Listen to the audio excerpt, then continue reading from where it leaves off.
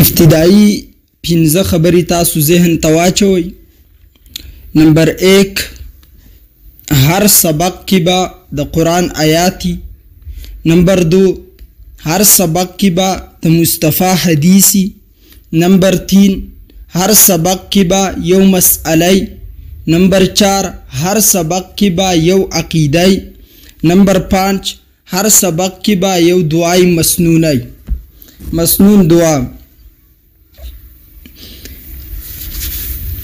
د هر جز متعلق در بیا یو څو خبرې کو. نمبر 1 د قرآن آیاتو. نو د الله عظیم احسان دی مونږ وایو چې الله مونږ ته قرآن راکړ دی. د دې قرآن ویلم ثواب، دې قرآن ته کتلم ثواب، په دې عمل کولم ثواب، د دې تعلیم ورکولم ثواب، د دې قرآن حفاظت کولم ثواب.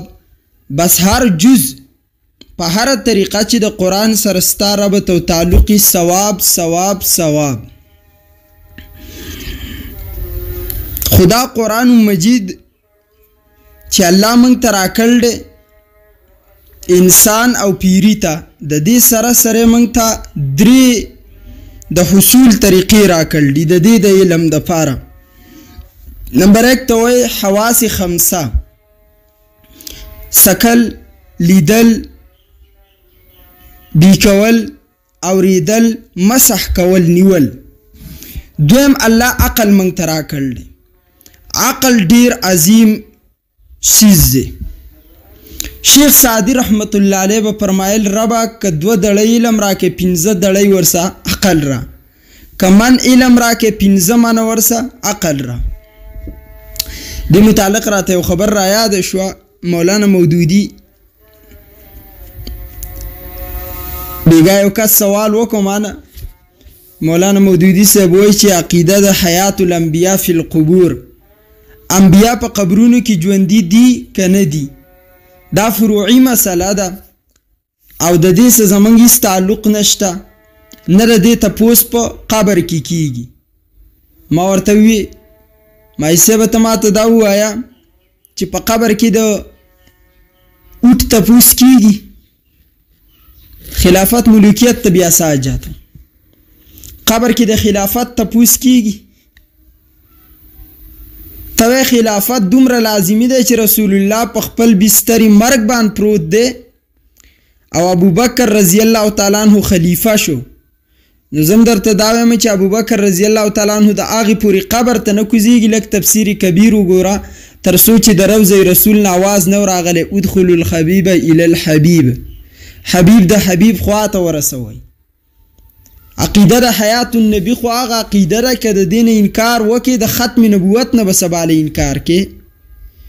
عقیده د حیات النبی هغه عقیده ده که د دین انکار وکې ولا تحسبن الذین قتلوا فی سبیل الله اموات. ګمان به هم د شهید په باره کې نه کوي چې دی مړ دی. شهید خو 3 درجه کې زما نبی فرمایل دی یشفع الشفاعه یوم القیامت 3. د قیامت په ورځ به 3 قسمه خلق شفاعت کوي.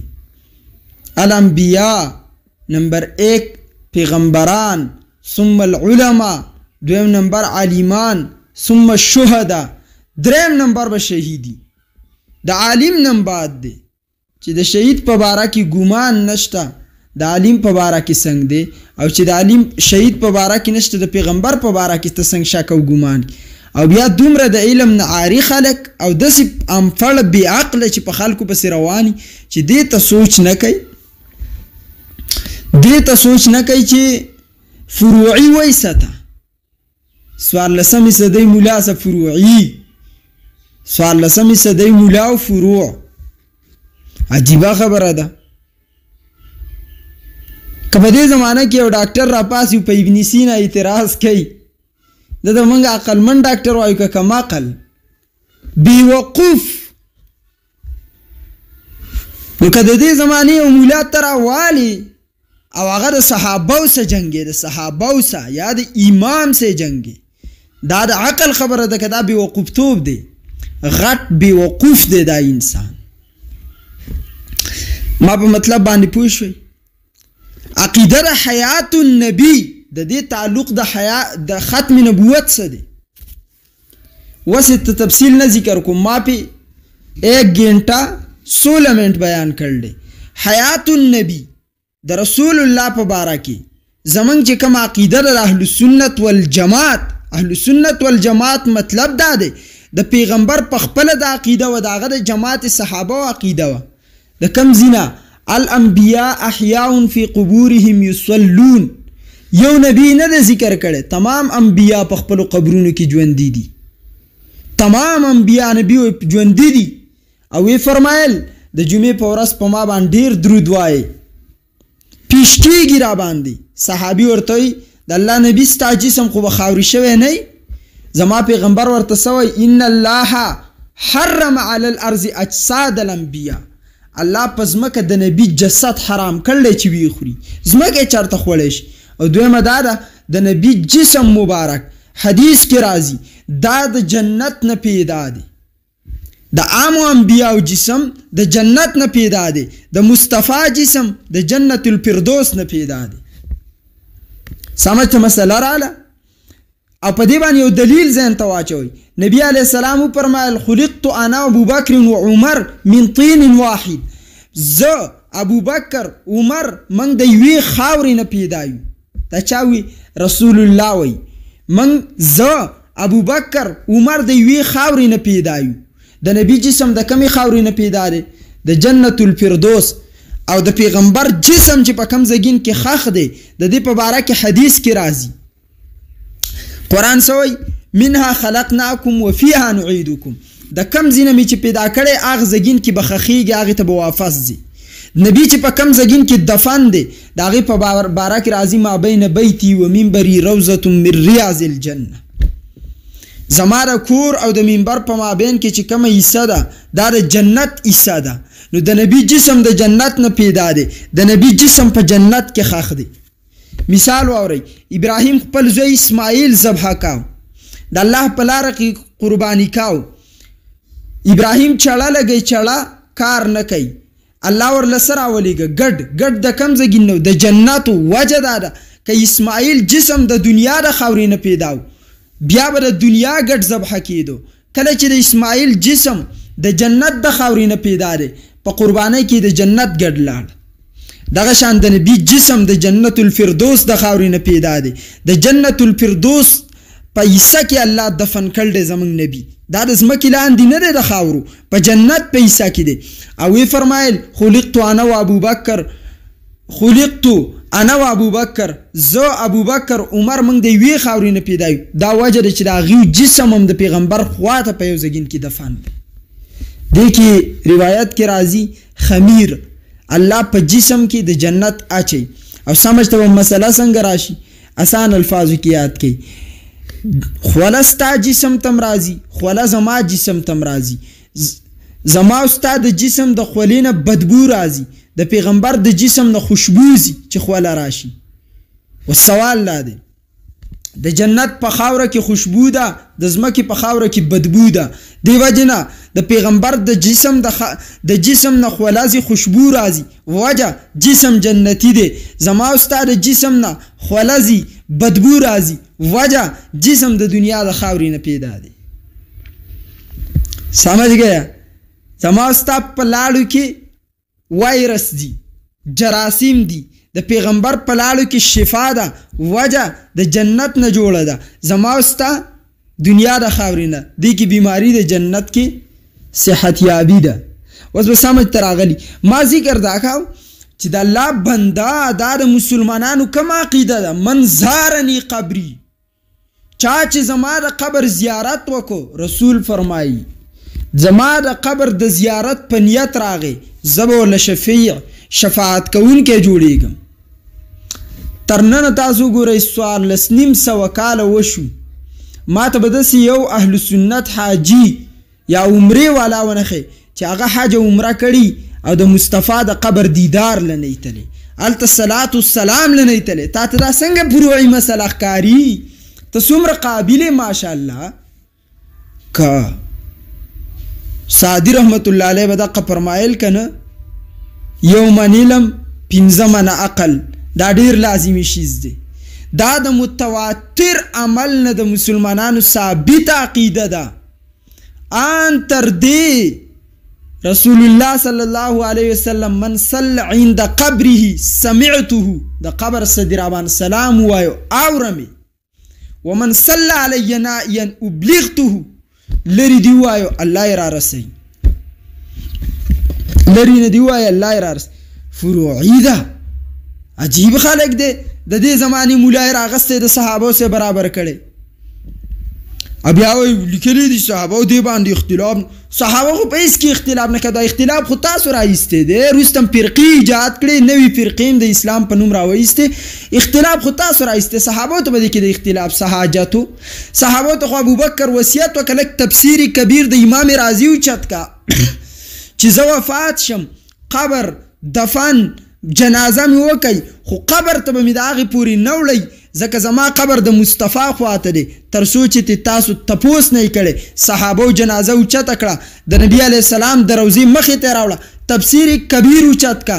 فرمایي اجازت یې وغوښتو، یا رسول الله ابوبکر فی الباب، ابوبکر بالباب، ابوبکر په دروازه کې دی، دردننه کو که نه؟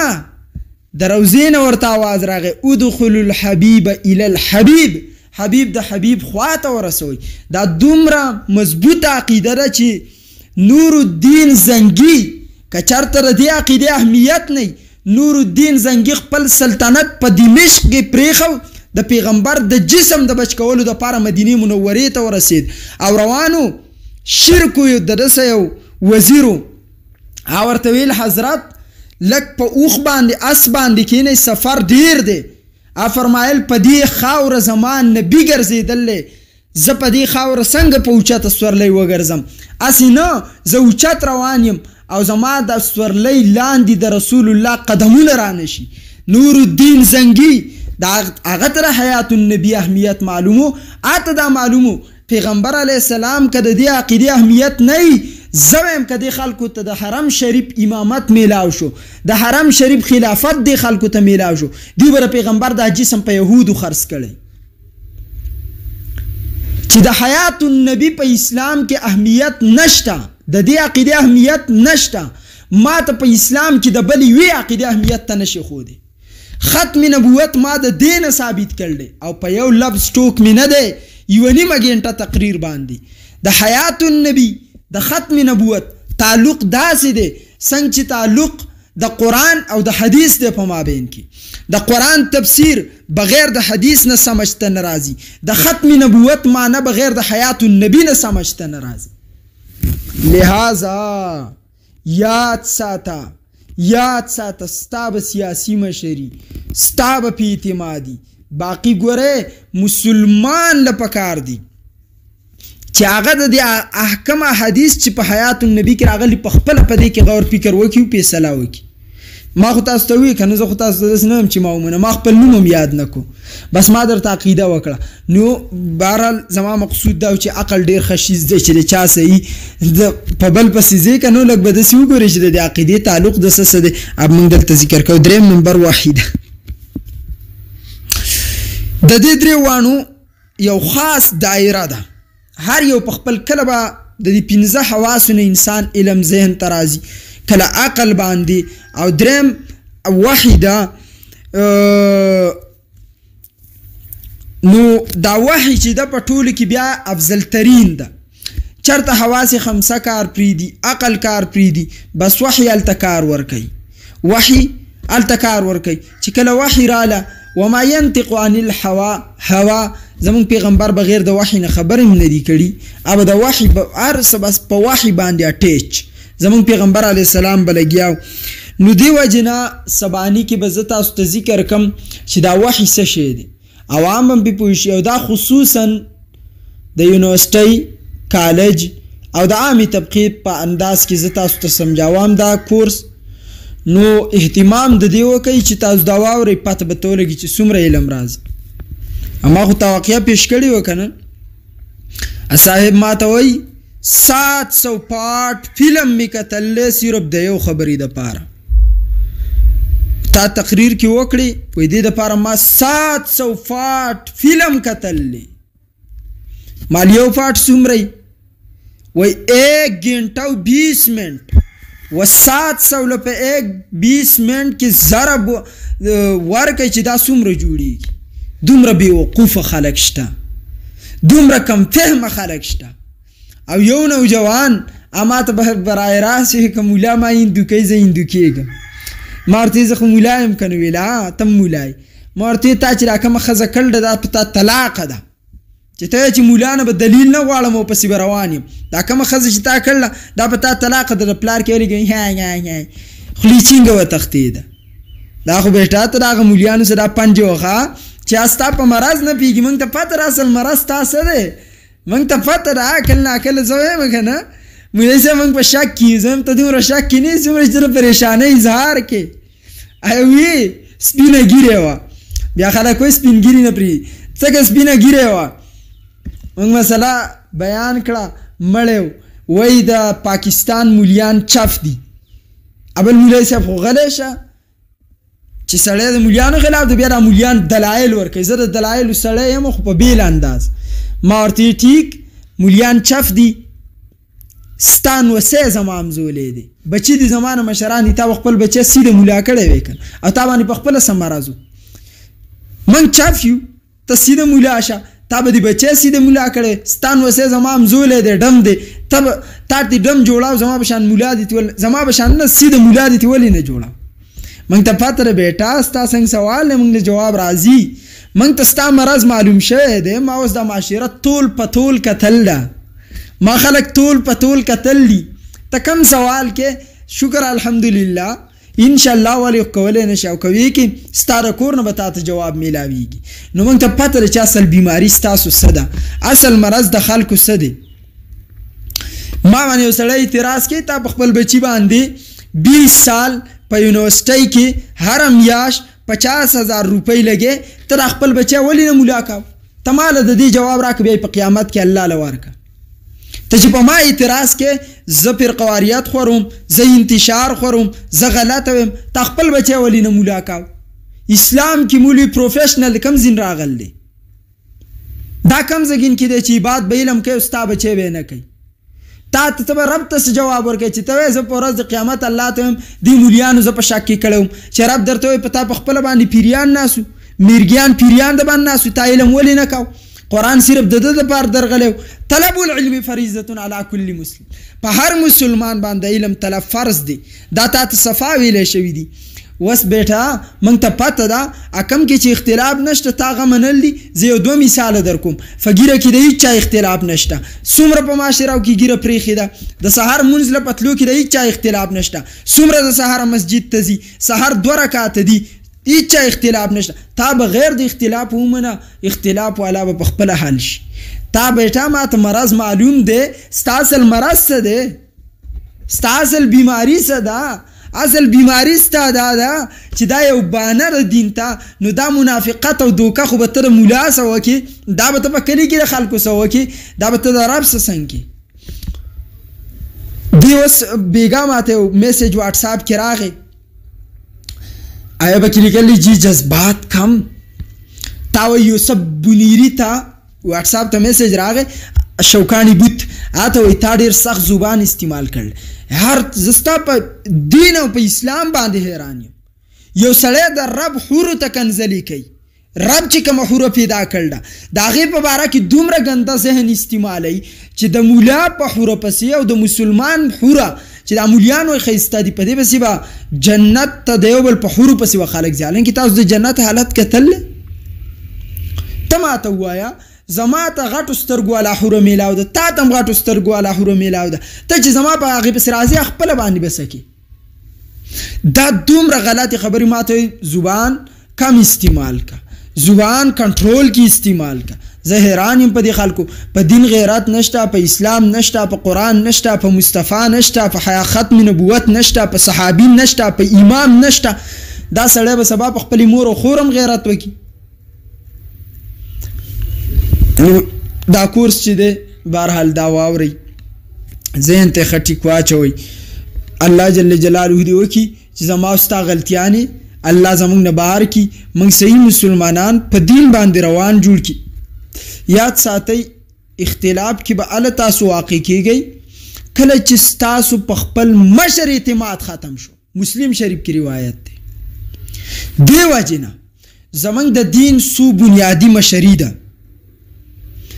زمنګ د دین بنیادی مشری سو قسمه ده. نمبر 1 زمنګ د دین مشری د محمد مصطفی ده. اولنې ترجیح په دنیا و ما فيها په هر څه کې د ذات مصطفی ده پاره، او دویم د اقوال مصطفی ده پاره، دریم د جماعت مصطفی ده پاره.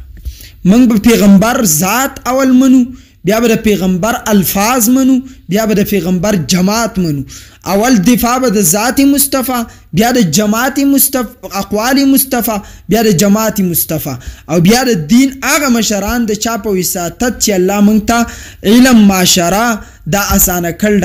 کاغه سلور امامان دي، کاغه شپږ محدثین دي، دا خپل بنیادی مشران ګڼو، موږ ته بنیادی دین میلاویږي. که چېرته موږ د بنیادی مشران نه ګڼو، موږ ته بنیاد د دین نه میلاویږي، موږ به په انتشار کې لویږو. نو دا ورسره بنیادی خبره ده. بله بنیادی خبره ته په دې ضمن کې دننه وکړم. په دې باندې بعضې خلک اعتراض کوي که نه، زه اعتراضات مابین کې حل کوم دې دپاره چې تاسو چالاکه شئ، ذهن ته مسله ولویږي. په موږ باندې موږ چې کله وایو پلار نیکه په طریقه باندې، ځکه نو بعضې داسې هوښیاران اعتراض کوي دا خو به کافرون دا خبرې کولی پلار نیکه په طریقه زه ولې د کافرو مشرکانو خبرې وکړه. بیټا دین په 14 صدۍ کې نه دی ایجاد شوی، 2025 کې نه دی ایجاد، او کم نوی پیغمبر راغلی چې هغه موږ ته دین پیش کړلی او موږ ورته ووایو چې موږ د پلار نیکه په طریقه ځو. دی ځان وس 14مې صدۍ دا کونړ دی ځان رالی او دی ځان ته د مصطفی وایي، ځان ته د پیغمبر مقام ورکوي. که دا خبره قادیاني کولی چې زه نبي راغلی یم او خلک ورته ویلی چې موږ زموږ پلار نیکه ته نه یې نبي منلی، زموږ نبي محمد دی، او قادیانی ویلی چې هغه محمد ته به مشرکانو دا خبرې کولی چې زموږ پلار نیکه ته نه یې منلی. څه جواب دی؟ یاد ساتئ دا اعتراض د مشرکانو پلار کافرو، زما او ستا پلار کافر نه دی چې موږ دغه قیاس په خپل مور پلار باندې ورټیک کړو. کنې بیا قرآن اوله سفاره اخیری رکو د حضرت یعقوب د مرګ وخت راغی، اذ حضر یعقوب الموت، یعقوب ته چې کله مرګ راغی، اذ قال لبنی ما تعبدون من بعدی، بیٹا میری بعد بچی زمانه بعد بر چا بندگی کوي؟ نعبدو الہک و الہ آبائک ابراہیم و اسماعیل و اسحاق، ستا درب، ستا د پلار درب، ستا د نیکه درب بندگی بکو. دا خو د یعقوب علیه السلام د زامنو خبره وه، او د یعقوب په زامنو کې برسر اول حضرت یوسف ناست دی چې پیغمبر دی. دا د پیغمبر خبره ده چې د پلار نیکه طریقه به په دین کې نه پرېږدي. دین کې که زمونږ پلار نیکه ته مشرک وي، ته خپل پلار نیکه ته مشرک وي او د هغه په دین د اعتماد نشته، نو بیا د هغه په جیداد هم اعتماد پرېږده او د هغه جیداد هم پرېږده. ځکه دین اولنی څیز دی چې پلار په دین کې دوکه ستاسو کړله بچیه، نو پلار ستاسو په مال کې هم دوکه کړله، دا مال هم د حرامو ښکاري، دا هم پرېږده. نو دا اعتراض و، دا مې ستاسو په مخه دفع کو چې دا اعتراض په مشرک باندې خپل پلار نیکه مه قیاس کوي، رب هم ذلیله که کنې بیا